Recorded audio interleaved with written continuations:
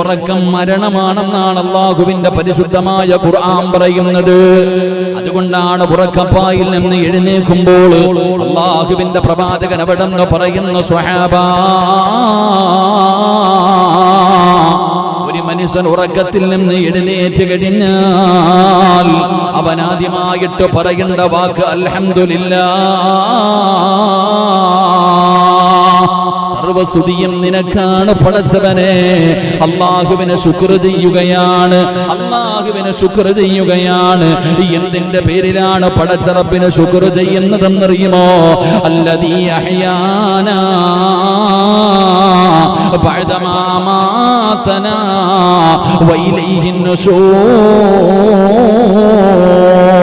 പടച്ചവനെ, കിടന്നുറങ്ങിയിരുന്ന മരിച്ചു കിടന്നിരുന്ന എനിക്ക് ഒരു ദിവസം കൂടെ നന്മ ചെയ്യുവാനുള്ള ആയുസ് നൽകിയല്ലോ പടച്ചവനെ. എനിക്കൊരു പകല് കൂടെ നൽകിയല്ലോ, എനിക്കൊരവസരം കൂടെ നൽകിയല്ലോ. എത്രയോ പേര് ഇത്